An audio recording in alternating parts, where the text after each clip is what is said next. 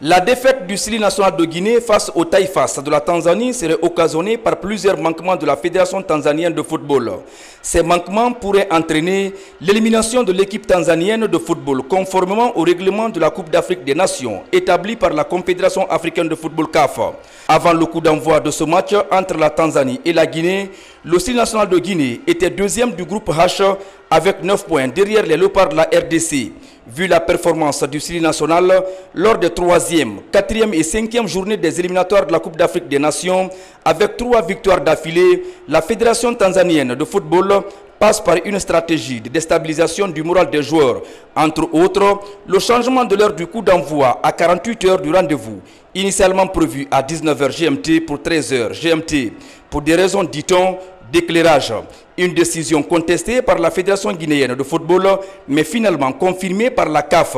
Dans une correspondance adressée à la Confédération africaine de football, la Guinée a rappelé cette instance à l'ordre pour le respect de ses propres règlements et statuts pour une question d'équité. Après 9 heures de vol entre Abidjan et Dar Salam, les joueurs n'ont pas eu suffisamment de temps pour la reconnaissance du terrain. Une équipe nationale qui va à l'entraînement sans escorte est bloquée dans un embouteillage monstrueux avant de retrouver plus tard un terrain d'entraînement avec une pelouse non conforme, ce qui n'a pas permis à l'entraîneur guinéen de faire sa mise en place. Autre manquement réglementaire constaté pour cette rencontre est l'annulation unilatérale de la conférence de presse d'avant-match par la Tanzanie au vu et au su des officiels de la CAF. À cela s'ajoute le manque du panneau d'affichage électronique au stade de Benjamin pour permettre aux parties de lire le chrono du match. Malgré tout, la Guinée était focus sur son match.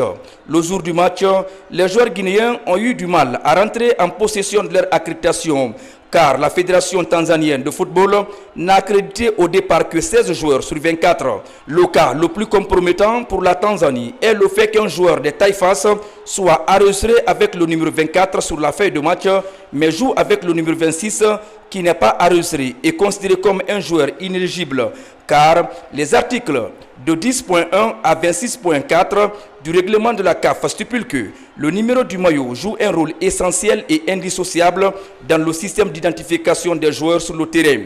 Il permet aux arbitres, officiels et équipes adverses d'identifier chaque joueur au cours du match. Plus loin, les articles 50 et 71 du règlement établissent que seuls les joueurs dont le numéro indiqué sur le maillot correspond au numéro mentionné sur la feuille de match sont qualifiés pour prendre part au match en question. Cependant, le joueur portant le numéro 26 sur le maillot n'avait pas été enregistré avec le dit numéro qui n'existait pas sur la feuille de match. La Tanzanie a donc utilisé un joueur non qualifié en application de l'article 47 du règlement de la CAF, lequel dispose que toute erreur administrative en matière d'enregistrement des joueurs, l'association nationale concernée sera suspendue de participation à l'édition suivante de la CAN et son équipe sera éliminée de la compétition si cette dernière est toujours en cours. Si ces règlements sont appliqués, la Tanzanie sera éliminée du tournoi et la Guinée sera au rendez-vous du Maroc 2025. Aujourd'hui, pour une question d'équité et de transparence, les associations membres attendent avec beaucoup d'intérêt la Confédération africaine de football CAF pour dire la vérité dans cette affaire.